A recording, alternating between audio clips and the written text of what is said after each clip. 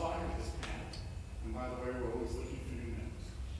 I want to begin by thanking our distinguished guests for generously giving of their time this Monday afternoon. In the next hour and a half, I hope we'll all learn a lot more about current status of affordable housing and future possibilities, and perhaps we'll even recruit a few affordable housing soldiers. There will be an opportunity for questions and answers near the end of this session. I want to begin by acknowledging the passing of Father Charles Strobel last month. He spent his life advocating for the underserved members of the community, and he founded Room in the Inn, of which Micah is a member, about 40 years ago. Father Strobel has been Nashville's model of compassionate care for those that are homeless. He was that unusual combination of being both humble and great. I want to introduce the moderator of this panel, Kay Bowers, to my immediate right.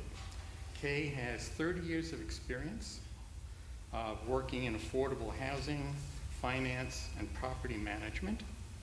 She was 10 years the executive director of Habitat for Humanity in Blount County, that's East Tennessee. She was 15 years executive director of New Level Community Development Corporation in Nashville, which builds affordable housing. In 2018, she was appointed a member of the board of the Metropolitan Development and Housing Agency in Nashville, which houses about 30,000 people. And for a number of years now, Kay is chair of the Affordable Housing Task Force at Nashville Organized for Action Hope, better known as NOAA. Kay Bowers is an affordable housing warrior, and without her dedication to this panel would not exist. I owe you one.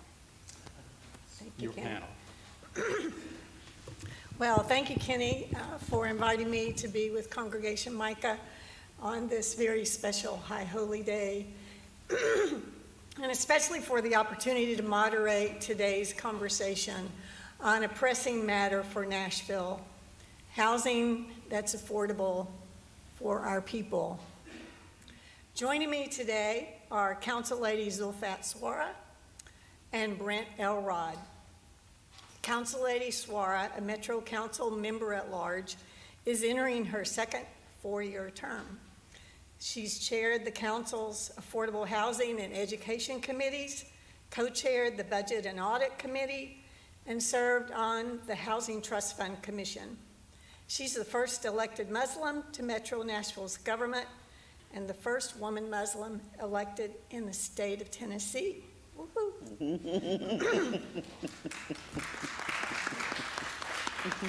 Council Lady Suarez supporters are diverse and come from all walks of life. She's a fierce advocate for human rights and has won numerous awards, too many for me to mention, for her efforts. Her TED Talk, Building Power, Where You Seemingly Don't Belong, is amazing. You should check it out. She and her husband have raised their children here and made Nashville home since 1998. She's a CPA and is the executive director for grants and contracts with Meharry Medical College. Brent Elrod, on my far right, is the managing director of Urban Housing Solutions. We call it UHS, Nashville's largest nonprofit housing and community development operation. Brent assumed the role of principal executive officer of UHS in 2020, directing all aspects of the organization. Since joining UHS in 2006, Brent has managed or directed the acquisition, pre-development, design, and construction through 26 projects of 1,000 plus apartments with a combined cost of more than $110 million. Brent is active with the Urban Land Institute of Nashville and the Nashville Civic Design Center. UHS has been around for how many years, Brent? 32 years. So they've been here a while. They have acquired or developed more than 30 properties throughout the city, totaling over 1,600 apartment homes and providing homes for more than 8,000 of our neighbors. UHS, as we call it, model is a bit unique, and that's what makes it special. It provides the hardware of housing through its real estate development and property management work, while its service coordinators connect residents to the software of community resources provided by other nonprofits and social service agencies, helping Nashville remain an inclusive city. Brent is a talented and wise practitioner, one of the best in my opinion, and Nashville is lucky to have him. Welcome to you both, and thank you for being with me. Thanks for having us. Thank you. So to start off, I'd like to provide some context for our discussion. Housing is generally considered affordable when households are spending no more than 30% of their income on housing cost, which includes rent or mortgage and utilities. I'll give 3 examples. The average Nashville teacher's salary is about $52,000 a year. Affordable housing cost would be $1,300 a month. Medical assistants earn about $40,000 a year. Affordable housing costs for them would be about $1,003 a month. Retail clerks, and we have thousands of them that we depend on for things we need in our daily lives, earn about $400 a year. Affordable housing costs for them would be about $735 a month. The data on the slides, which you'll see, is shared by Metro Social Services Research and Planning, along with Metro's Housing Division, help show in real numbers our affordability pressures. Slide 1 shows the dramatic rise over just a 4-year period of housing cost, a 55% increase in home sale prices, and a 63% increase in rents, compared to a 12% rise in wages. So you see the gap. The Chamber of Commerce shares that 27,000 job openings remain unfulfilled as businesses report that high housing cost is their top concern in their ability to recruit and retain workers.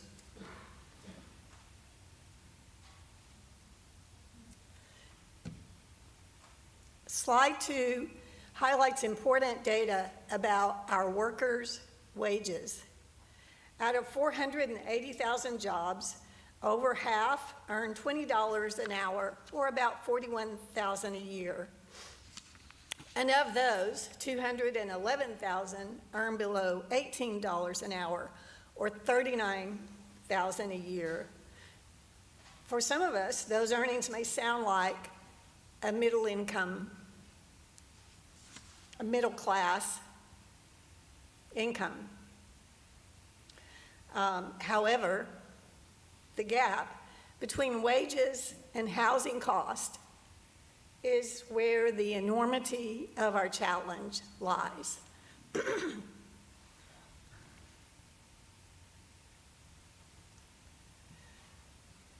Slide 3 highlights trends over the last 10 years. Market forces. 93% of apartment units built were luxury homes. During the same period, we lost thousands of affordable rental units as so many properties sold. High rent increases forced many people back into a market with a very limited supply of affordable options. With high home sale prices, people have been stuck in an expensive rental market. Nashville has a severe shortage of affordable housing. about 50,000 units. Almost half of renters, 49%, I believe, are cost burden, and 23% of homeowners. On the supply side, only 34% of multifamily three-bedroom units are at what's called the fair market rent of $1,587 a month. And what this means is the federal government, Department of Housing and Urban Development, defines it as fair rent for a modest apartment. Modest one-bedroom units are rarer. 24% are in the $1,100 range. Recent data show that the average rent in the spring of 2022 was $1,600 a month. And I left this in there because I looked at the data, the most recent data from the Housing Division for 2023, and I just didn't want to share it because it's higher. And so I left it out. We'll have to have chocolate chip cookies to bring ourselves back up afterwards. So let's look one more time at workers' wages. For thousands of our workers to pay the $1,600 rent without being cost burdened, they need a two-income household income of $64,800 and/or additional jobs. If our workers with families are lucky enough to find a modest three-bedroom unit at the lower fair market rent, they still need $57,000 in income to avoid being cost burdened. So you can see from this slide just how squeezed economically Nashvillians have been even over a year's time. And there are significant damaging effects on our workers, on our children, and on our seniors. Now let me give you a little bit of good news. For the first time, after 7 years of persistent, consistent advocacy by NOAA and others, Nashville has a division of housing in the planning department that is led by, yes, we're so happy about that, that is led by Angie Hubbard, the Director of Housing. In 21 months, she has built a team of 10 who focus every day on affordable and stable housing for all Nashvillians. And for the first time that I know of, since I've been around, we have 5,000 housing units in the pipeline. That doesn't mean they're going to be finished this year, does it, Brent? No. No. Unfortunately. Right, but in the pipeline to be built and completed within the next 2 to 3 years. To meet our need and fill the gap with this 50,000 unit deficit, our production levels need to be at about $5,000 a year, or 5,000 units a year. So I'd like to move next into our conversation with Council Ladies Laura and Brent to talk about things like systems and policies, neighborhood acceptance or not, and best practices that we've learned from other places that can be executed here in Nashville to create greater impact and sooner with greater speed. So I'm going to go to the first question if I could. I think I'll start with Brent and then move this way. And it looks like this. What would a housing system, for those of you in the room that might be engineers or those watching, that mitigates silos and increases the supply faster of affordable housing look like? Brent? Thank you. Good afternoon, everybody, and hope everyone is, focused on this conversation in a very open way, because I think it really is an issue that is a systemic issue, and so it takes everybody in this room and in our community to really be able to move the needle on affordable housing. Urban Housing Solutions, we're one of the organizations that's working on affordable housing in Nashville, but we need council people, we need our mayor, we need especially our neighbors to come together. And I'll talk about that in a little bit, but in the broader question of a system, I wanted to just make sure that we were thinking about all the parts of the system. And a system is made up, well, at least any system has both inputs and outputs. And so in the affordable housing space, an output is an affordable home or an affordable apartment. But any kind of system is really only going to work well when it's guided by outcomes, when we're really thinking and being intentional about the outcomes we're trying to achieve as a community, especially for a community issue like affordable housing. So the comprehensive kind of picture, and Kay's done a remarkable job with these slides, I think, of demonstrating the challenge that Nashville is facing right now. I think everyone has some sense of it, but these are really specific and kind of, unfortunately, kind of sobering statistics. You know, there is really a need for a comprehensive, overarching vision, which we have had through the work that Kay and others in the Affordable Housing Task Force that came together, not just through NOAA, but the Mayor Cooper, outgoing Mayor Cooper, convened an Affordable Housing Task Force in Nashville to develop a plan for the city. And with research that helped to even show up in some of these slides, has helped to kind of set the targets for us to really be able to hit in terms of the outputs for the system, 50,000 apartments or affordable homes. That's certainly part of what was needed from the beginning, was to figure out how big is the problem that we need to address. But we actually need to obviously also be thinking about all of the other resources, the inputs that go into making those outputs possible. And that's public investment of land, and that's crucial, land and also, of course, dollars and money, but also the policy and the enabling environment is a term that I've heard for the kind of policy framework and landscape that constrains or enables our ability to be able to meet this problem. And then I think really the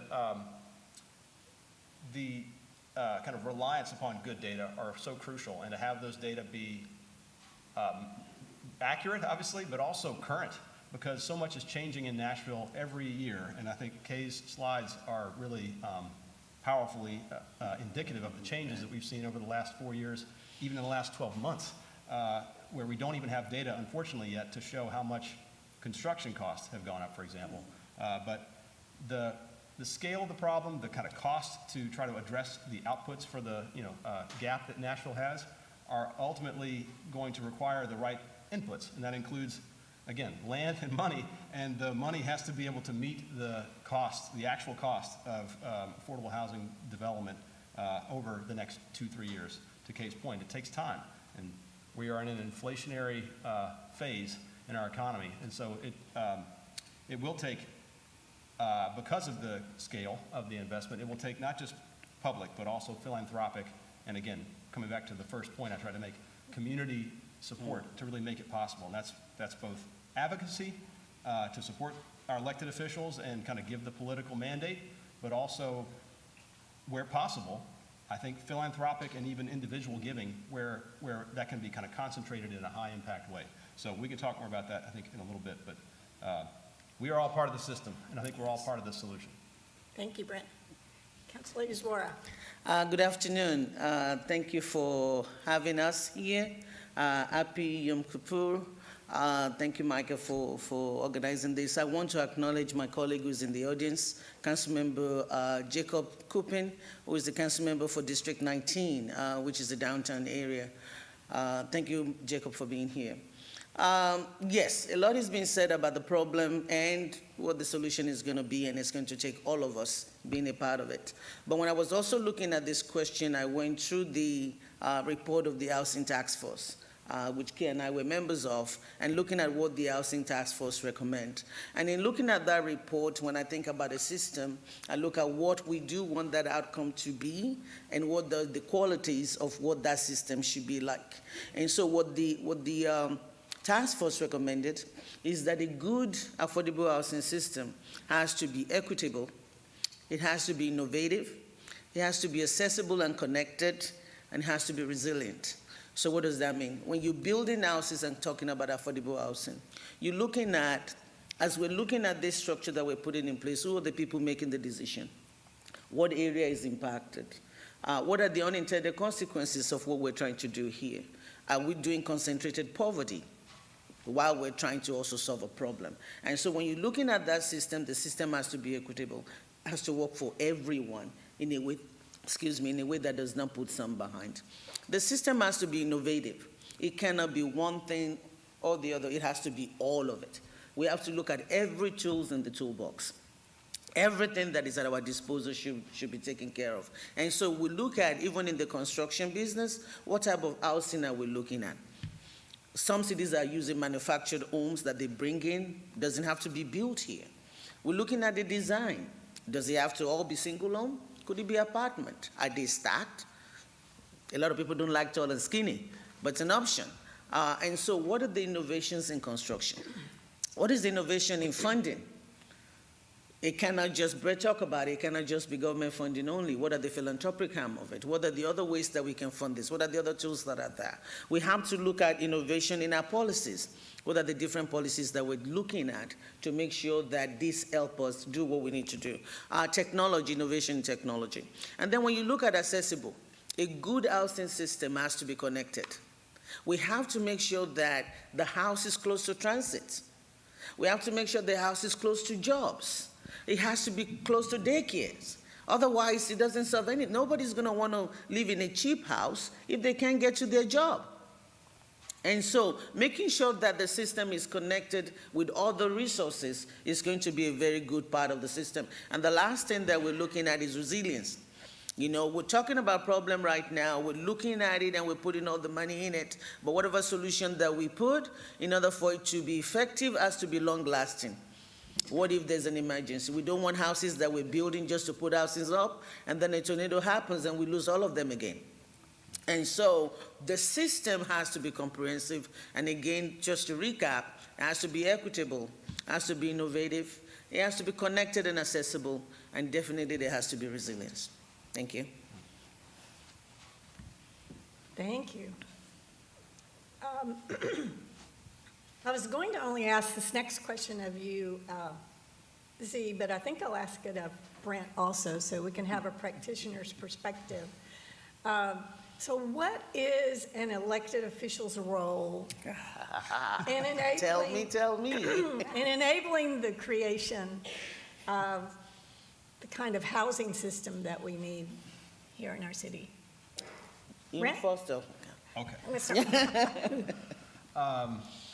I think as an outsider, as a member of the public, and so it's easy for me to say this, that I think any elected official has to be a good fiscal steward, ideally anyway. That's what we want, certainly, of our elected officials.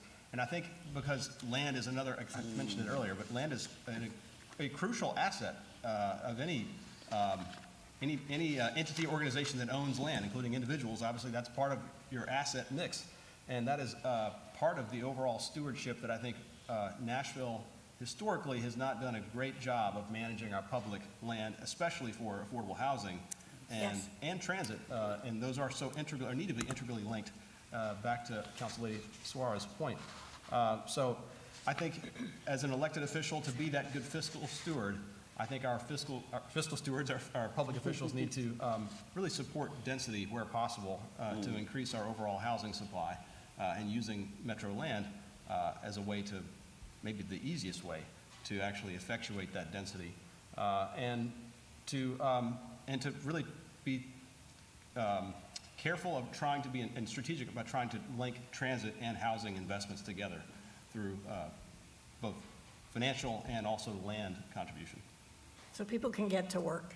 Yes. Right. Or live, yeah, on top of the transit, or live near their job, or both, or I mean, be able to get to their job anyway. Yes. So. Thank you. Thank you. Thank you. The good thing about being on a panel with experts is that I get to learn a lot too. So I welcome what we're supposed to be doing and should be doing. When I look at the question, I thought I would take it from what have we done so far. I think the job of an elected official or the council is We can box everything that Brett says into two, and that's the finance and the policies. And so our job is to make sure that we're funding housing, but also providing policies that enable it. And so you have a couple of slides that we're going to go over. In the last 3 years, I went back looking at 2021 to 23, the money that we spent so far on housing. The first one that I wanted to talk to you about is our bonds fund. We used to fund it at $2 million in the past, but thanks to NOAA and the task force, there's a recommendation that we need to put more into it, and the minimum recommended it was $30 million. And so for the last 2-3 years, we've actually been doing, thanks to Mayor Cooper, $30 million in bonds fund. The other thing that is also very great that we did was also making sure that there's dedicated funding for housing. So every year you come to the budget, you're trying to talk to the mayor's office, trying to find money, but we actually went back and now we have a dedicated funding for the bonds fund. The first one is 1% of the short-term rental tax. That's 1% of that goes into bonds fund. And then when we have delinquent property, so people didn't pay their property taxes and it has to be on tax sales, any proceeds from those delinquent properties actually go back into bonds fund. It also allows us to use those delinquent properties for housing, like you're saying, and making sure that we have that in there. We actually, in the last couple of years, have used special bonds to pay for housing. So we have the general obligation bonds that we've used to build a couple of properties here, and one of them is the Randy Rogers. I always mess it up. I always say Randy Rodrigo. I always say something else. But Randy Rogers' place was done through a geo bonds. And I think that's something that the government can do because the government can get access to funding that a lot of people may not be able to do.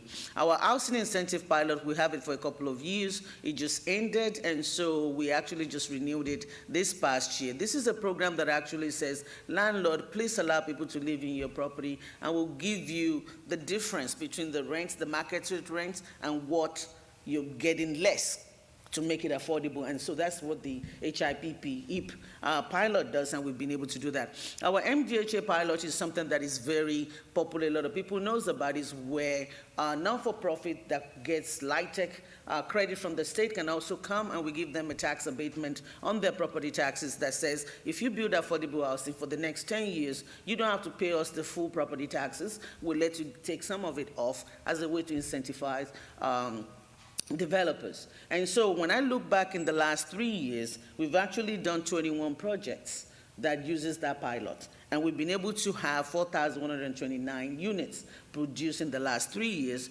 just from the MDHA pilots. I told Kate that I have the resolution and everything to back all of this up. I did a lot of research to be able to have, and it helps that I was the chair of affordable housing, so some of those bills were actually sponsored by me. Then we have because of COVID, we have an influx of money from the federal government, and it's allowed us to put a whole lot of money in housing assistance and helping with housing. And so in the last year, we've done about $200 million to put in housing. A breakdown of that, we did $98 million in rental assistance because a lot of people lost their job, and when you're talking about housing, you have to remember that it's building housing, it's preserving current housing, but it's also making sure that people don't lose their homes. And so all of that is part of what you're looking at when you're talking about housing. So $98 million through Metro Action Commission and also MDHA for rental assistance. We have homeless funding.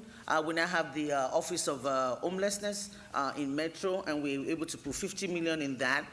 We have $10 million that we put in home ownership opportunity for people that are typically, the Black and brown community that typically don't have access to funding. And this will help with down payments with housing. So $10 million of the ARPA fund went into that. And then another $41 million that covers a whole lot of stuff. Housing for the disabled, housing for older adults, I think we have about $15 million for Casey in there, and so all of that came out of the ARPA fund, and we were able to do a whole lot of that with those funding.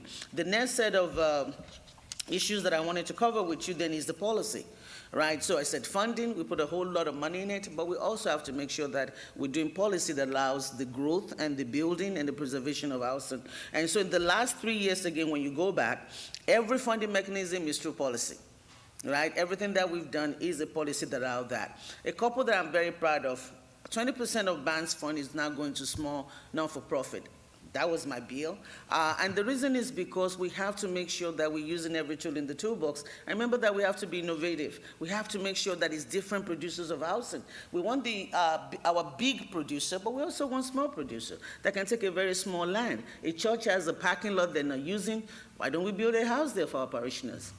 And we don't need a big company to do that. And so through this, you can actually get money to do that. And you can, when we did a project during my budget season, we were able to talk about you could actually get 95% of that funded, 50% through bonds, and then the housing fund can do about 45%. And so these are ways that we can create, not big units, but we can still be able to do some. The detachable accessory units, the DADU, is a policy that we did that says you have land in your backyard, your kids are grown, they cannot afford to buy a house in Nashville, or your parents are living with you, well, you could actually build something on your lot that they can actually live in for your family. This allows you to have housing without having to deal with that, because that was a policy issue that we did. Giving tenants notice, Kay was talking about, it's a seller's market. People are coming and just buying up everything. And you have tenants that have lived in homes for so many years, and they just get the notice and they have to approach their kids and their life. And so this policy is saying, for God's sake, give them some notice before you can actually do that. The housing dashboard is a policy issue. I'm very grateful that that is going to go in. I think it's going live 2024. They're working on it now, where we can actually see what we funded, what land we have, where are the gaps, and I think that's a great policy. Accepting third-party inspection. I thought this is really great, because when you talk to builders, one of the hold-up is that getting inspection done, all those zoning things and code things. So the state passed a law that says that you could actually take third-party inspection, and that makes it more faster. So that's a policy that I'm very glad about. And then not too long ago, this is not very popular, but it's a tool in housing that a lot of cities are using, which is taking off the minimum requirement for parking.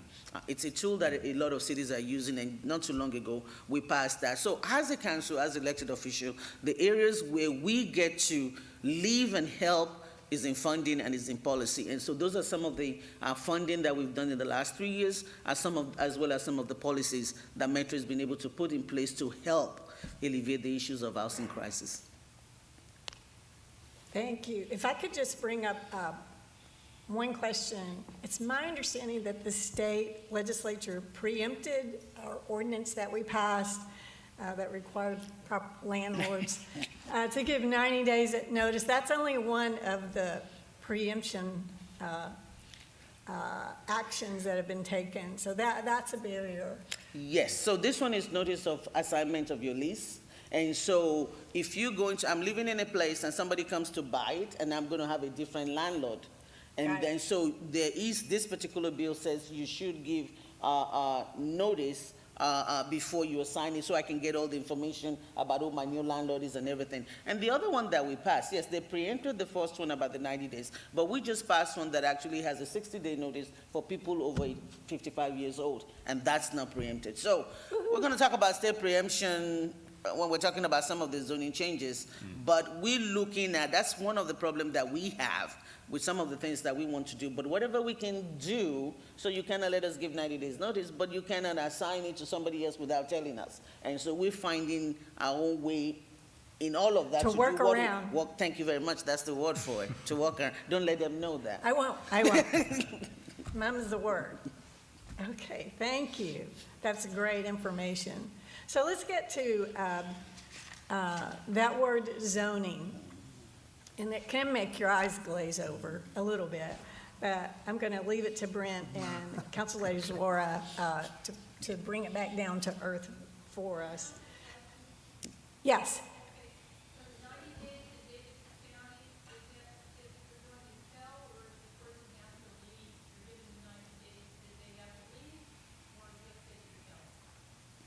So, like Kay said, the 90 days that we were trying to do, they struck that one down and said you cannot do that one.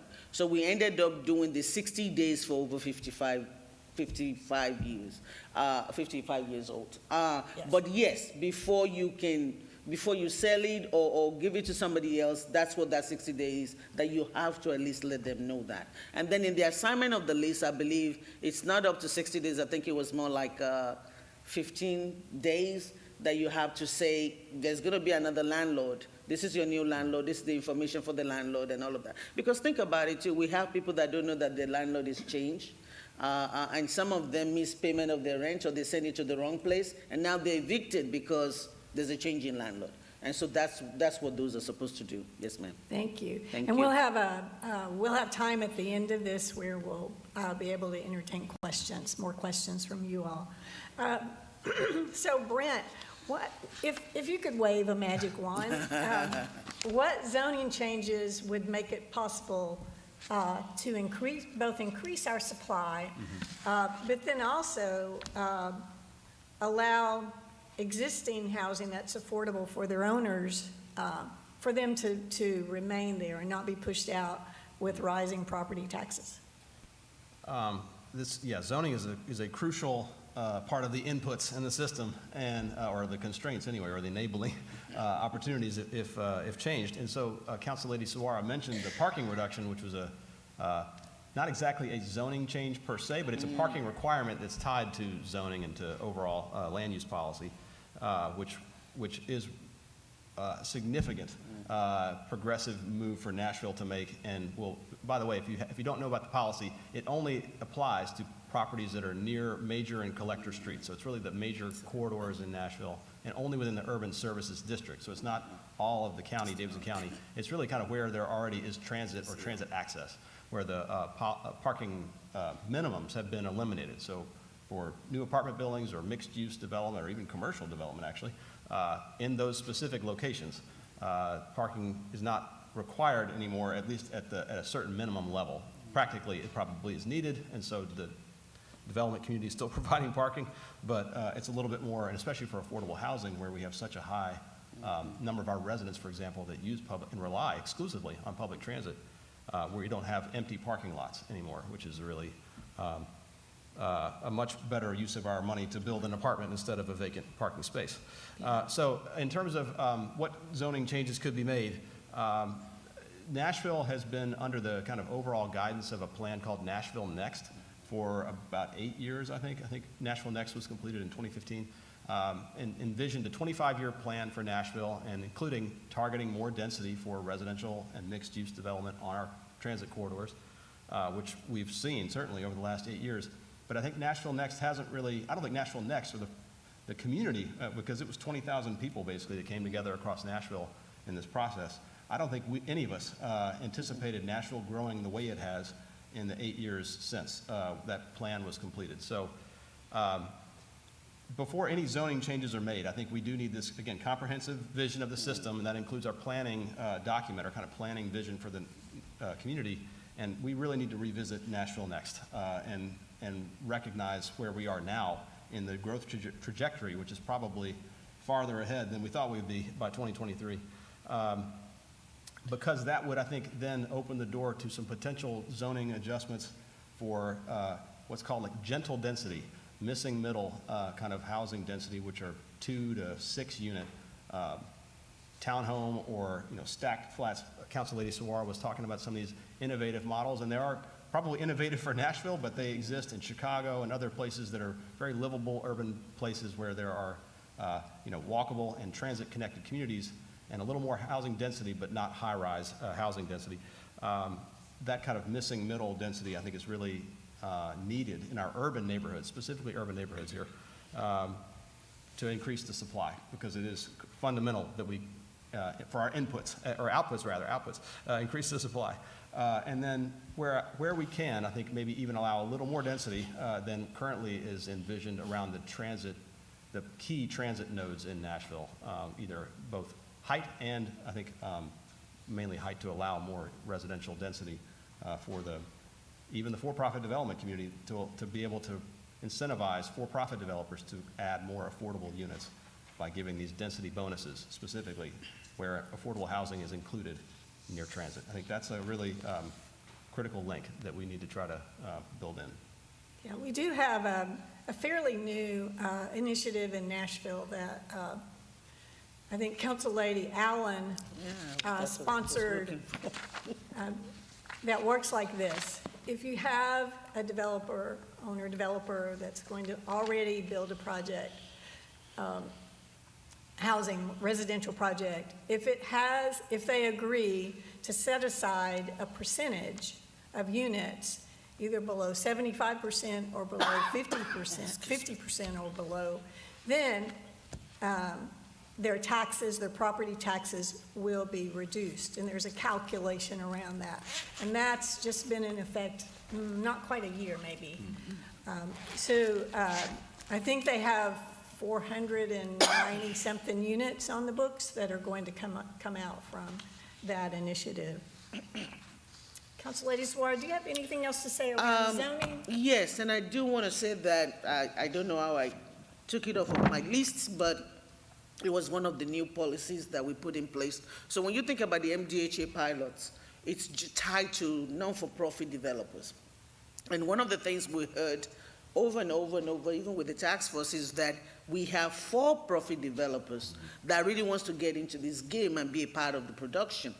But we cannot the way we have it set up. And so we did what we call inclusionary zoning, which is what Kay is describing, but that was preempted by the state. So we really cannot tell somebody, put aside these many houses. They would not let us do that.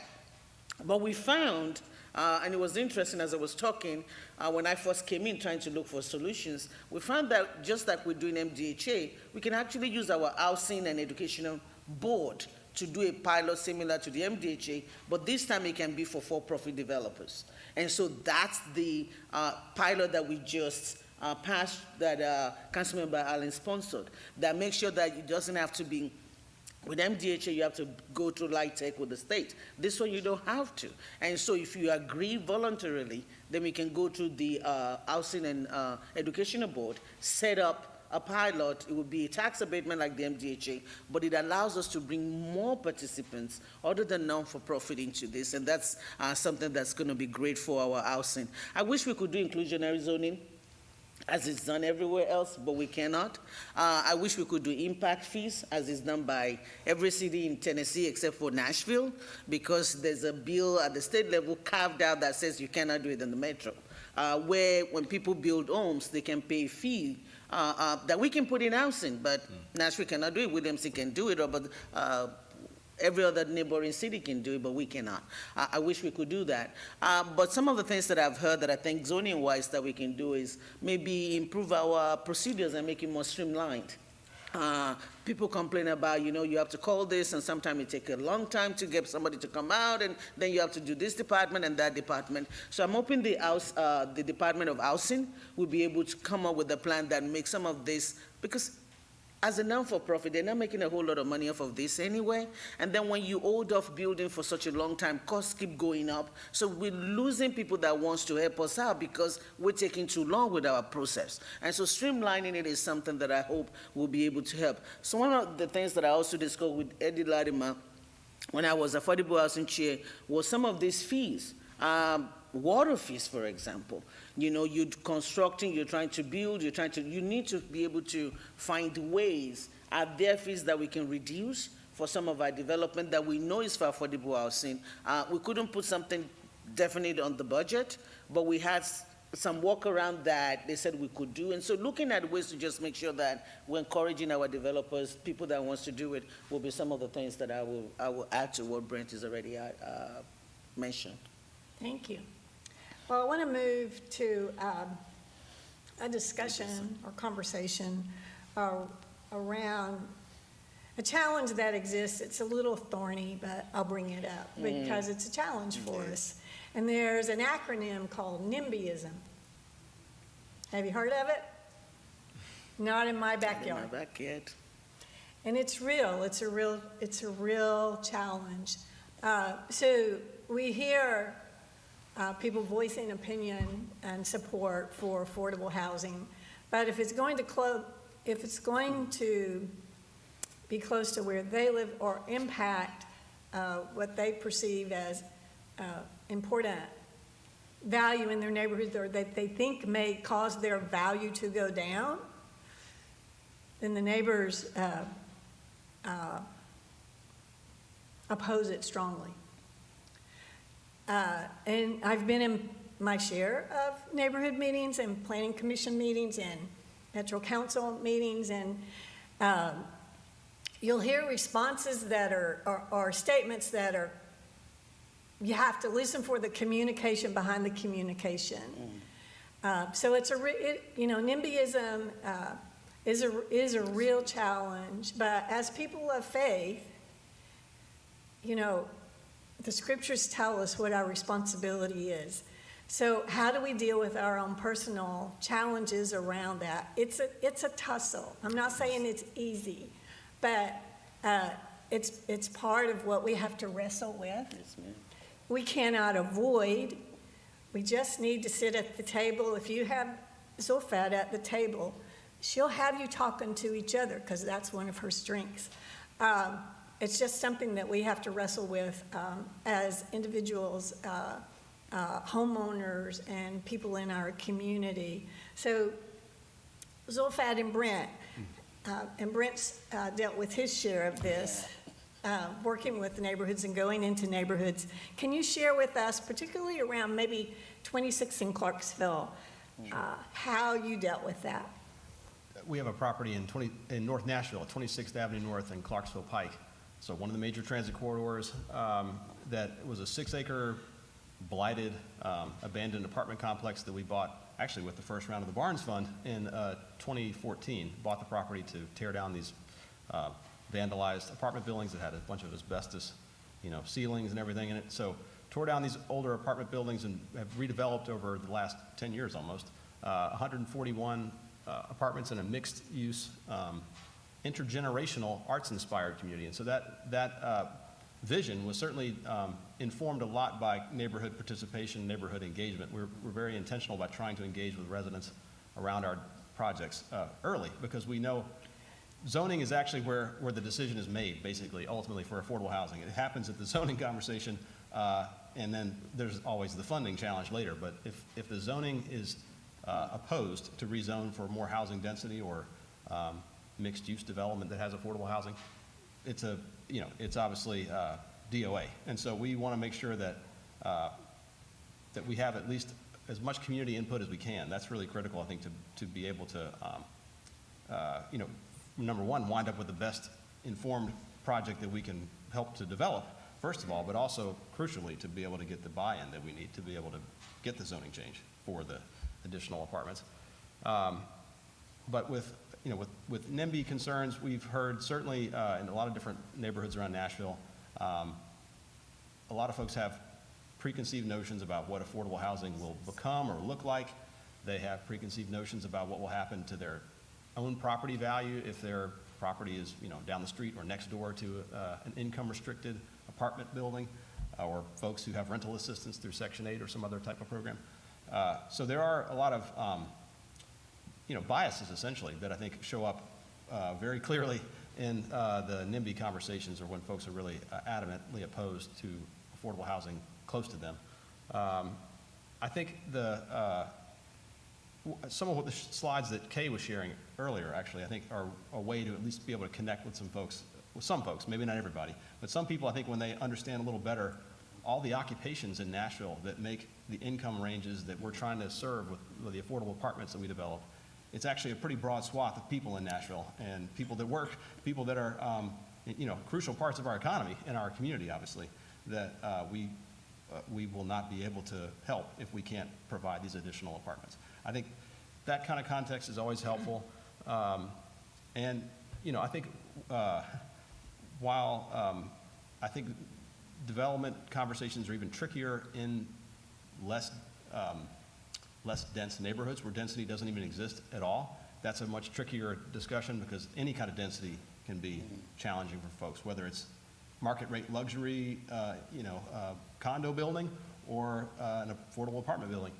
So one thing I think we can do, at least as a community, hopefully, is to try to support more transit investment, because the transit investments on our corridors will attract more of the density at the corridor, closer to the transit, where people want to be, actually, and are closer to the connections that they need and to rely on. So if folks are kind of concerned about density in their, less dense neighborhood, I think supporting transit actually is a way for Nashville to get the density that Nashville needs in a way that is the gentlest kind of impact on every other less urban neighborhood. So I really think that connection is really crucial, and I think we're making some strides as a community, but I think there's a lot more that we need to do just to intentionally tie those together. Very good. Thank you, Brent. Council Lady Zora. Yeah, NIBISM. How do you, it's more difficult for an at-large person. I think it's a whole lot easier for a district person because you can say, the people in my district only want this and that's it. For me, I have to take everybody, and but everything that Brett says, I think one of the things that I've seen in my year on council, when people come, is we did not have enough meetings, we did not get enough notice, we did not have enough information. And I think making sure that, at least on our end, getting those done is gonna be very critical. Communication, getting the buy-in, like Brent said, is gonna be the key. But I don't have all the answers, so I went to the GSA website, and they had some recommendation, and I thought it was very interesting, some of the things that I read. Number one, it says you need to talk to the supporters first. Get the information about, the problem as it is, get people to understand that, educate them, get them to have the buy-in, and then you bring everybody else in. And then it says you have to understand the reason why people object in the first place. And GSA broke down the reason into 4. Misinformation is 1. Misconception. People thinking that, only poor people live in affordable housing. Our teachers, our firefighters are now poor according to the statistics. And so thinking that, you bring something that's going to increase crime, correcting that misinformation is going to be very critical, and that's very easy.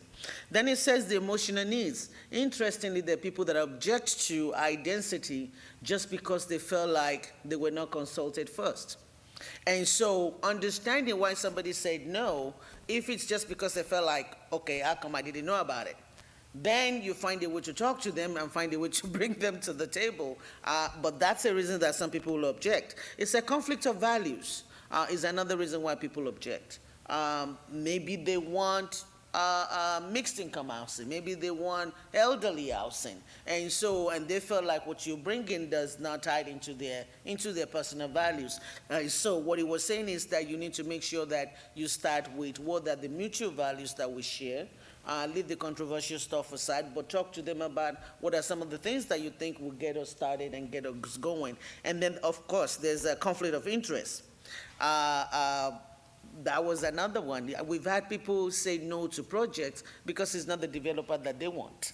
Or maybe it's something that they were trying to do and it's a different thing. And so I think for people that are, especially my district council people, that are gonna be doing a lot of these zoning meetings and neighborhood meetings, I think it's gonna be very critical to understand that not everybody is misinformation or misconception. There will be people that will fall into these other categories, and understanding that there's so many categories then would allow you to find the right solution for each objection. And hopefully that will allow us to be able to move forward. Thank you. Very good. Very good. Let's talk next about best practices or other financial affordable housing development tools that you may have learned about that could be utilized here. Brent? Yeah, well, actually, I want to thank you again, Kay, for helping me to be able to read a brief summary of some peer cities around the country have developed their own comprehensive affordable housing plans. Kay recently, for the nonprofit affordable housing development community, summarized 4 of those peer city plans, and I read your summary. I haven't actually read the plans, but I can say, certainly just based on your summary, that there are some obvious best practices that I think Nashville already has begun to adopt and could go further, or some practices that we haven't yet implemented that I think we certainly could and should. We have as Council Lady Sawara said, we have a dedicated source of revenue for the Barnes Affordable Housing Trust Fund. It's 1% of the short-term rental property tax. And obviously Nashville has seen a lot of short-term rentals since 2017 materialize in our community, but we've restricted those in part because of neighborhood pushback and the fact that those actually have an impact on affordable housing typically. And I think overall it's just not been a very productive revenue source. I think we really need a more productive, more substantial dedicated source of revenue the Barnes Affordable Housing Trust Fund. While the Barnes Fund has been substantially funded the last few years, it wasn't through that dedicated source of revenue. And so in a tougher budget year, which we may face again, like we did in 2017 or 18 when Mayor Cooper came into No, office? 19. 2019. 19, I was and there. the That's Barnes, when our project got cut. right, the Barnes Fund was cut to zero for about a year. So it's unstable currently without a more more substantial dedicated source of revenue. I appreciated you mentioning, Council Lady, that we've issued the GO bonds for MDHA's Randy Rogers project. I think that's really a great example, success story of how, as a community, Nashville can do more with GO, general obligation bonds, because a lot of our peer cities are issuing hundreds of millions of dollars in At a general time. obligation at a time for, large-scale, multi-year investments in affordable housing. And that could be one way, maybe instead of a dedicated source of revenue, that is sort of a dedicated source of revenue essentially, because it's been earmarked, could be earmarked for housing. I think Austin's latest was 350 million. Right, yeah. And we have a lot in common with Austin. Not that yet, but maybe we could get there. And I think I've already touched on it several times, but I have to say it again, trying to really tie affordable housing and transit more intentionally through both fiscal and policy linkages, I think is really, really crucial. I think that's really our best way to get the return on investment that we want from our affordable housing investments as a city, but also our return on investment in our transit infrastructure, because we're going to be adding more riders on transit lines if we're building more affordable housing on those transit lines. And then just, again, kind of overall, I really was impressed with Denver. Denver is one of the peer cities that Kay pulled the report. Their report is totally anchored, and our Affordable Housing Task Force report is totally anchored in equity. And I think that's really, really fundamental to making sure that all of our decisions, all of the policy changes we make, and the investments we're making as a community together are really guided by and really honoring and in alignment with overall equity for our community and for increasing the equity that a lot of folks haven't had the access to, in their communities. So I think that is really the overall kind of framework that I think we need to try to continue to build and to uphold. Great. Councilor Zora. Yes, ma'am. Everything is said. So when I was looking at it too, I realized that a lot of the things that everybody is doing, we're doing too, or we've started to do. And so what we just need to do is realize that we're just putting a Band-Aid on it, and that we really need to be substantial. We need to just make it very heavy. And so whatever it is that I've mentioned that we put in place, we need to do better with it.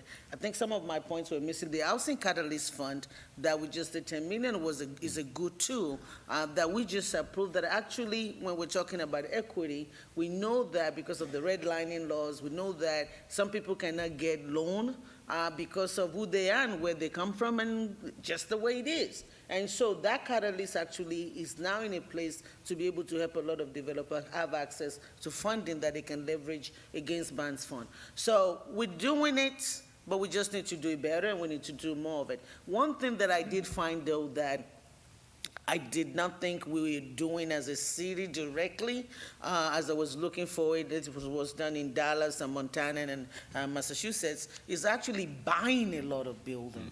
And so I tried to reach out to our office this morning. It was like, because I did this 2 a.m. this morning, so nobody was awake.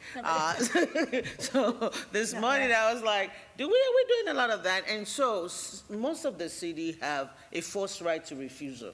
So we're giving this tax credit and we're building these homes, but then it can only be affordable for X number of years. And then when that time is over, somebody can decide that I don't want to deal with affordable housing anymore. I'm going to sell this property to somebody else. And so what some of this city are doing is that this city now have the first right of refusal to be able to say, Dallas was doing that, to say, we want to buy it first and use it for affordable housing. I thought that's great. And so I've reached out to the office to say, if we're not doing it, can we start doing it? Can we make it as part of the contract that we do when we issue these tax incentives to say you use tax incentive when you're about to buy, make us your first buyer and let us have the right to decline. That's something that I'll be following up on that I think is another thing that I hope will help us with some of these problems. Yeah. And please help us, well, maybe some of the things you can do to help. The inclusionary zoning is a very powerful tool.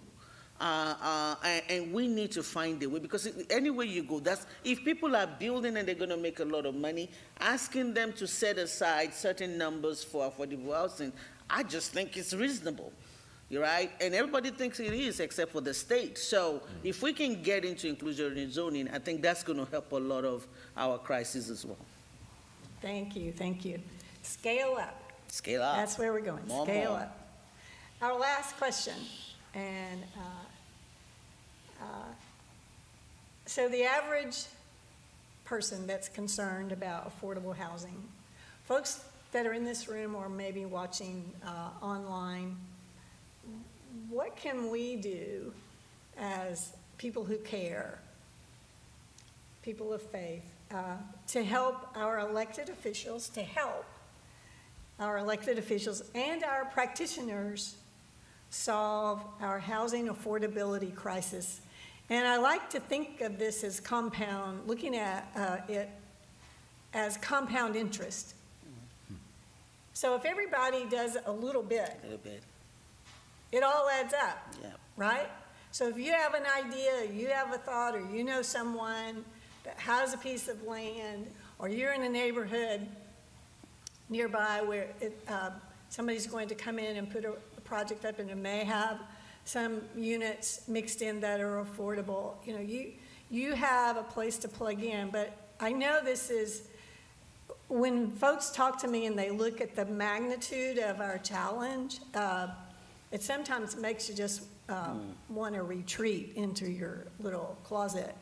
So that's why I asked this question, and Kenny asked me to ask this question of what can Congregation Micah members do and other members of the community to help and support you as we move this flywheel to the next, maybe past the quarter section into the next half to scale our efforts up. Brent. Okay. Well, I think we probably have a very concerned group here in this room. I mean, folks who you're obviously concerned about this issue, which is why you're here for this conversation. And I think that, like adding more people in this room, figuratively, is certainly one of the most important things we can all do, is try to build a constituency for affordable housing in Nashville. Right now, and for the last 8 years, I think, essentially through polling, affordable housing is the number one, I think, just the number one issue across our community. Number one concern that voters have in Nashville is that Nashville is increasingly unaffordable, and that, you know, we want to maintain an affordable, accessible community that we all, you know, loved and were attracted to in the first place. So that constituency is already substantial, but I think we need to build it even bigger, because there are obviously individual council members who have to make these zoning decisions in an individual property level, and having kind of a local constituency that's more active in each councilmanic district is really important, I think. Trying to build that constituency with your neighbors, where if you are in a place, as Kay said, where a project may be happening nearby, you know, where you can hopefully be a leader in your neighborhood on this issue, is especially crucial. That may not be the case for everybody, but even, you know, encouraging your friends where they may have that opportunity to step up and be the local leadership that affordable housing needs, I think, to really be accepted ultimately in the community is really important. Council Lady Suara mentioned the inclusionary zoning preemption, and Kay's talked about preemption really constraining and being a disabling environment for affordable housing in a lot of ways in Nashville, and other ways also, not just housing. Our state legislature has limited what we can do locally through preemption in a lot of different ways, but but I don't think we've also built the constituency at the state level as much as we can, as much as we need to try. And so I would certainly invite everyone here to use the connections and your passion to the fullest extent to try to bring more awareness and openness at the state level to allow Nashville to be able to set our own course. And then the GO bonds that I talked about, I mean, that does, a general obligation bond does require higher property taxes. That's really how they're paid. So being willing to be able to spend a little bit more on our property taxes, which Nashville's property taxes are very low, especially compared to our peer cities. I'm not a huge fan of seeing my property taxes double either as a taxpayer in Nashville, but I would do it, absolutely, if I knew that the money was going toward a public good like affordable housing, 100%. Obviously, I'm biased, and then I think lastly, going back to the kind of constituency, our local philanthropic community is very, supportive of a lot of different institutions in our community, but I think historically, affordable housing has not been one of the investments that our philanthropic community has really at least coalesced around to make collective or concerted efforts to invest. And I think if you have connections with local philanthropy, that is an enormous collective, financial wherewithal that we would really be able to leverage to good effect. Some of these peer cities that have been able to, they call braid the financing of public and private and philanthropic dollars, both bank financing, public dollars, and philanthropy, kind of weaving those together are really the most effective way to leverage the resources in the community for the fastest outputs to reach the outcomes that we need. So, Yeah, that'd be the Atlanta model, which Atlanta has done model. a really good job of what I call braiding these resources. And Councilor Zora, we're coming to the end. Coming to the end, I think you said it. So I have that slide up there, and it basically talks about what Brett has already told you, is that you need to educate yourself first. I think a lot of us may not know the magnitude of the problem. When I ran 4 years ago, anybody that followed my campaign knows that I ran on education, budget, in Nashville for all. Housing was not on there. But then I got onto council, even before I became the chair of affordable housing, and I started seeing stuff. I've always said that not all politicians are bad. A lot of politicians are just ignorant. Not because you don't want to do it, but because you don't know. They always say experience is the best teacher. When something has happened to you, happened to somebody close to you, you've actually seen firsthand, your reaction to it is a little bit different. And that's where the education piece comes in. When you're actually looking at the numbers and thinking, these are our teachers, these are our firefighters, these are people that we work with every day, these are our brothers, our sisters, it makes it personal. And so when you're looking at the solution, then you don't get NIMBYism, because you realize that this is a problem that we all must solve. It makes it personal. And so educate yourself, look at the data, all the misconception about housing out there, make sure that you check your own first. Now look at your biases. When I was talking about NIMBYism, we're talking about not just misconception, but we have those conflicting values, and we have those ego stuff as well. How do you bring those down to make sure that you now become a champion of affordable housing? I think it's something that we all can do, and I know you're here and you will do. Then after you've worked on yourself, then the next thing will be that you become an advocate. Because you have to know it first before you can convince somebody else. And so then you go in and then you start to get as many people, like Brett says, because it's going to take a lot of people. And so being a supporter of affordable housing policies, making sure that you're telling everybody why this is important, I think it's going to be great. Then I said you have to apply the principle in your own space as well. It's not just about talking about it.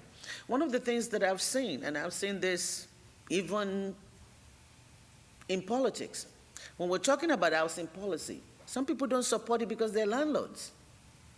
Some people don't support it because it impacts themselves too. So we cannot solve the problem without each and every one of us. If we decide that it's a problem affecting everybody, then in our space, as a landlord, I don't think it's a bad thing for me to give somebody 90 days before I uproot their lives, just because I want to make extra money. I think it's against everything that I believe. But that's part of what is happening, the greed out there. I'm not saying people should not make money, please. We live in a capitalistic society. People have the right to make money. But I think that, especially since I'm talking to people of faith, let's temper it. Still make your 100,000 on your house when you sell it, but give them time to find another place, to put their kids in school, to do whatever they need to do. If you're an employer, I would state the minimum wage is $7.25. I was, and I'm still with an organization called Business and Professional Women of Tennessee. And wage equity is one of the things that we always fight for. And every time we're talking about wages and wage equity, I have women and employers that are like, oh, if you increase it, it's going to be a burden on us. I used to own my CPA firm. I believe that when you make your workers happy, you get a lot from them. Their output, they're happy, they give it to you in so many ways. And so if you're an employer, people cannot afford to leave if you're still paying them $7.25. So in our own space, we have to make sure that we're practicing what we're preaching, and we're making sure that, and if you're philanthropic, you have money to give, please do give. I wish I could write a check for $1 million. I will write it without even batting an eye. And so that's what I'm hoping that we'll be able to do. And then I have to say this wherever I go. When I came in, I wanted to do so much. Lord, we had so many ideas, and then as soon as the bill, I said, down so far, we tried it before, the state won't let you. And so the issue with the state is going to take more than us in Nashville. But I know I'm in a room with people that have friends in other parts of the states. And so when we're talking about state preemption, it's not just us here. I'm not talking about us here. I'm talking about let's use our connection, our friends, our high school colleagues that are in Knoxville and Chattanooga and Bolivar and everywhere else to make sure that we form a coalition that allow us to be able to do things that help our people. When I talk to the state, my problem with them is that, especially when it comes to housing, they use a one-cap-fit-all solution. I wish they would have a threshold. I used to live in Bolivar, Tennessee, right? So when you're talking about minimum wage and talking about property taxes, my office in Bolivar bought it for $30,000. You can find rent for $350. So I get it. But I'm not in Bolivar anymore. And so if the state is making rules on housing and they're using the same income level, they're using the same rate for Bolivar and Nashville, that's not fair. And so getting everybody to understand that, making sure we're talking to our colleagues, making sure we're talking to our friends, I think we're going to need all of your help. And so, but thank you for being here. I've learned a lot, and thank you. Thank you, lady. I think we have some time for questions. If anyone, if you're not too full of information, we'll try to answer your questions. First of all, thank you for being here today, and thank you for all that you're doing. I've learned a lot. I know where to go get some of this information if I need it from some of my friends who are working this. But you're challenging us to do more, which is fair, and I certainly want to do that. I need more of the information you presented today. I need it in a way that I can absorb it and actually enter into conversations with others who are not here and kind of know about this issue, but not really. So I need to be better prepared.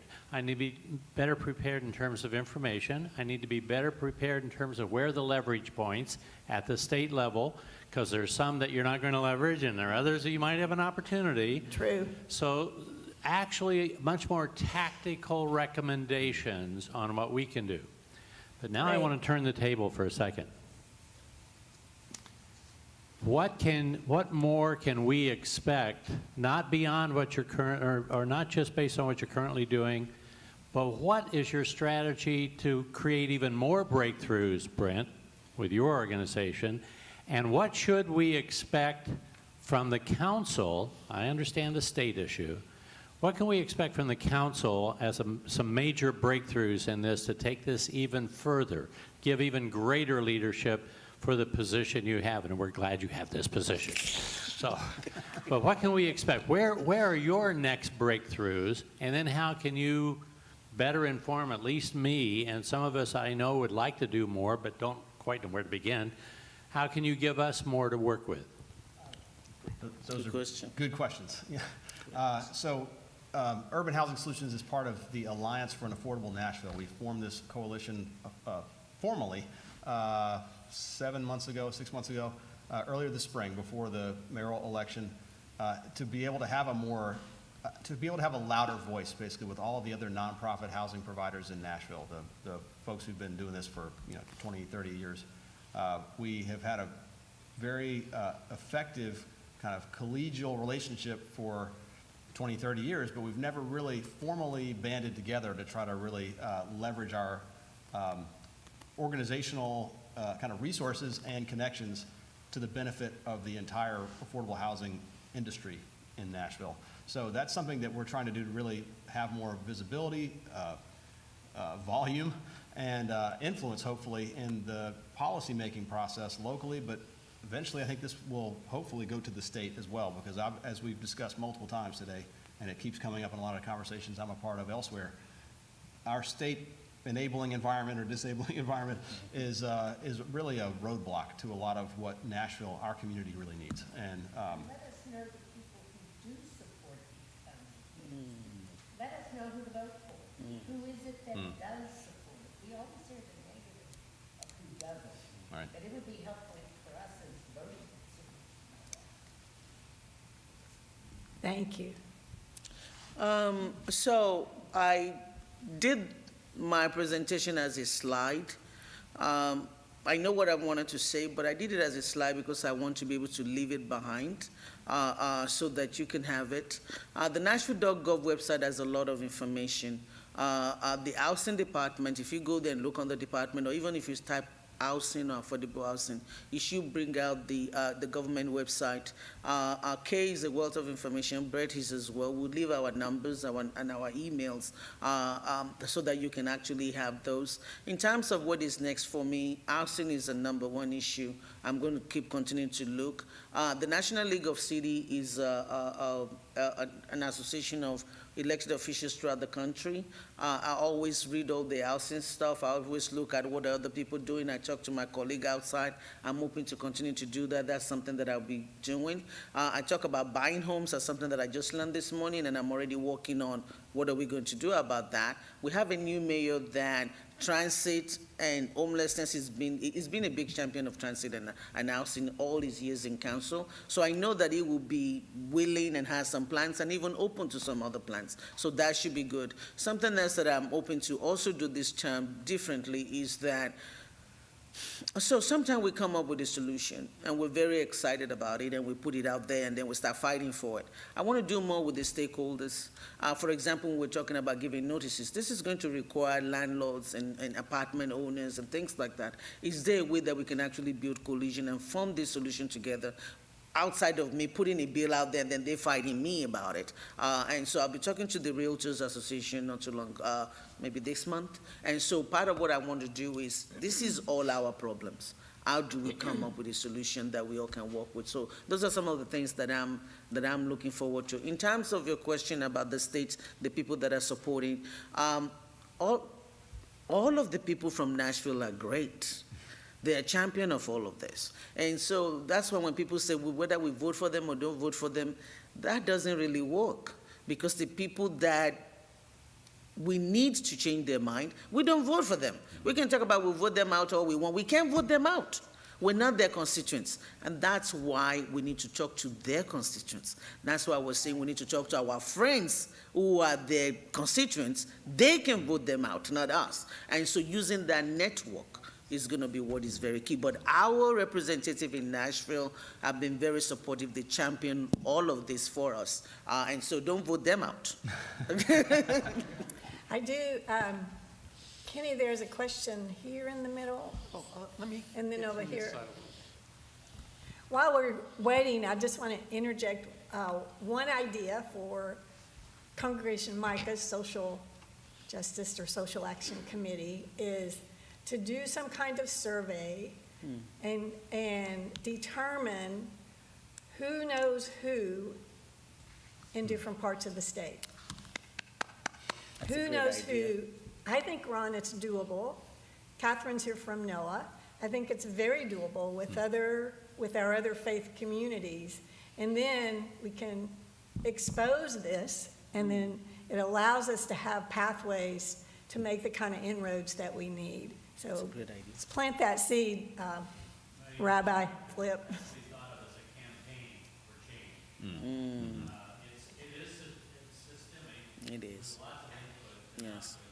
But it has to be a campaign. Yes. And organized like a campaign. Yes, yes. Okay, Good. thank you. I have a very fundamental nuts and bolts kind of question, and that is to understand the scope of the problem. The 50,000 unit deficit that you talk about, is that the deficit today? Is that a projection over some period of time? And if the Gates Foundation said, I will write one check to cover what you need, what would the size of that check have to be? In the billions and the billions, I don't know Bill Gates. multi-billions. He's not your cousin. That number came out of the Mayor's Housing Task Force report that was completed in 2020, One.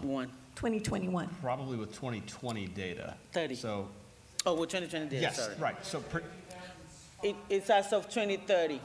that was 50,000 units that Nashville would be short, projected to be short by 2030. So from 2020 looking forward 10 years, it was a 50,000 unit sort of shortfall projected at that time, projection. And Could be changed. the last year, actually, through the Barnes Fund and other tools like Council Lady Suarez talked about, Nashville, I think, has 5,000 units under development or construction or maybe. In the pipeline. Some combination. 5,000 a year. Correct. It's $250,000 is ballpark, $250,000 per unit, ballpark, in today's dollars. So that 50,000 unit projection, the projected shortfall from 10 years ago, putting a price tag on it then would have been probably 30 to 40% low compared to what that price tag looks like today because of construction cost inflation primarily in the last 18 months. So I think the Barnes Fund being funded $30 million a year is great. And Nashville needs to sustain that and grow it more. And I think even our incoming mayor, who's been a real supporter for affordable housing, I think had asked the question recently kind of rhetorically, does the Barnes Fund need to even be increased more than $30 million? Because that's what the task force had recommended, which is true. But the recommendations were based on data that are 3 years old and construction costs that are, now substantially out of date. So I think I think we need to revisit both the projected deficit and the cost to close the deficit, but it's going to be in the billions of dollars. So I look at it that if you want to write a check, I look at it that if we have 30 million and we projected 5,000 units, and so if you're looking at 50,000, then just put another zero behind, there'll be 300 million. So we'll take that check today if you have it, and it can get us started. I think Bill has it. Bill has it, we'll take it. But I do think, look, Kay said something, and I think the government will need to do something shocking and put crazy money into it. But the rest of us, we get 5 million, we put it somewhere. So whatever you can give, we'll take. Rabbi Yes. Flip tells me we have the room till 2:40, so we have a few extra minutes. Thank you. Let's get back to work. It's okay. So one of the questions that was raised was foundation support. I'm a recent transfer or transplant here to Nashville, and where I came from, part of the economic authority in the area where I resided outside of Washington, D.C., would solicit corporate funding as part of the relocation for corporate headquarters. And it's a concerted effort to try to make sure that the economic authority here in Nashville not only is reaching out to corporations that are based here and ask as part of their wooing process be money toward affordable housing, but also what is Nashville as an entity doing, reaching out to organizations that are already cited here. Gates Foundation sounds wonderful, but to continue to solicit funding from foundations as well as corporations. To me, that seems like a big issue that's an elephant sitting in the room that hasn't been talked about? I'm proud to say that when Oracle started talking about coming to Nashville, one of the things that I did was to request that 50% of future property taxes from Oracle goes to housing. And that was part of the deal. And so now, I will put it that there's a caveat that I did pass it, but because it's future funding, current council cannot bind future council. And so what I pass is good as it is, but future council will have to approve it for it to. So be on the lookout when that time comes, make sure they do, because I won't be on the council anymore. But I agree with you, because if somebody is coming here and we know we have issue with housing, and we know they're bringing their people here, we know it's going to add to the issue of housing. And so that was why we had to make that amendment to the bill that approves it, to be able to say 50% of the taxes go back into housing. Amazon, which is a company that is right here, is actually doing something with housing where they're doing what they call that red something, where they're taking developers, thank you, and they're working with developers and doing capacity training and doing some funding. So, but again, I think what happened was affordable housing has been a crisis for such a long time, but nobody was giving it the attention that it deserves. And I think COVID even make it worse. And so now we're here, and it looks as if it started yesterday. And so now that we all know that is an issue, everything that we're doing, we need to just increase it. And that philanthropic and going after the companies is something that we need to increase as well. So I don't know if you have something to add. No, I think the major corporations that Councilor Suara mentioned have made these commitments to Nashville, Oracle, Amazon. I think I want to say there's another one too, Kay, help me out. I feel like there's another corporation that's committed, Alliance Bernstein, thank you, that's right, AB. So there have been some high-profile corporate commitments to affordable housing, and as far as I know, those will continue, and because I think our incoming mayor will want to continue that practice as well. I think Mayor O'Connell has voiced that. No.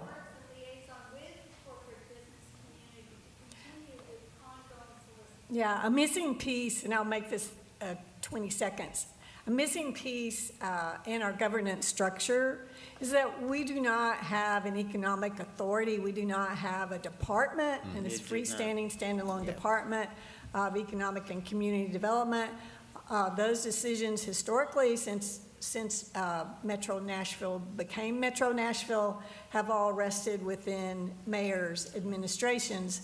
So we're significantly, I would feel, behind other cities because we don't have that kind of economic entity with the authority to pursue these kinds of things. So we're just missing that piece. Yes, Ryan.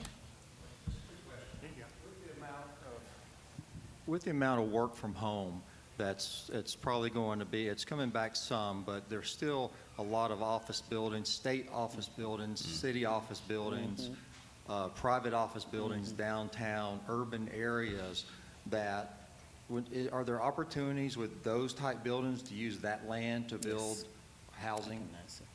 Yes.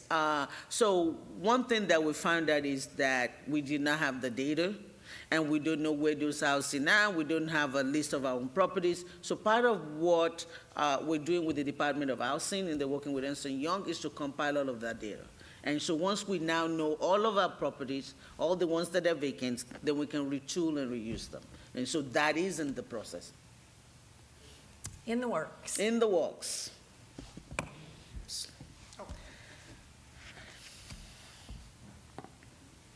Get out my old jogging shoes. Thank you so much for being here.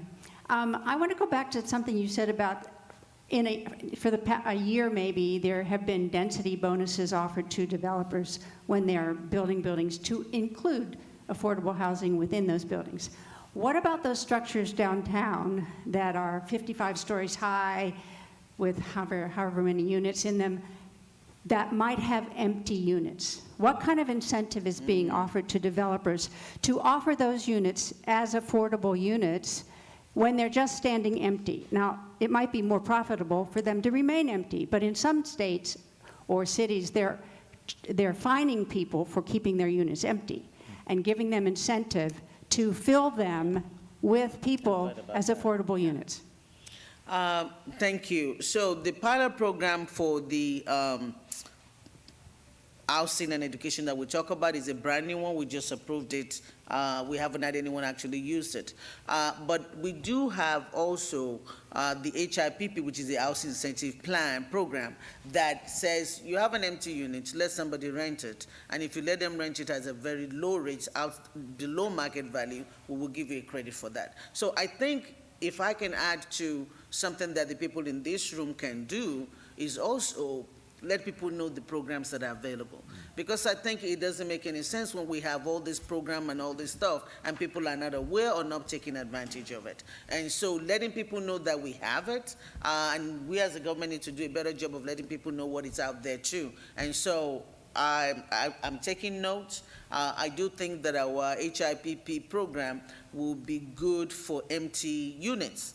And I think we need to follow. So I will follow up on that to make sure that we're putting it out there and says, don't just have an empty unit. If you rent it at a lower rate, you will get in your full rent.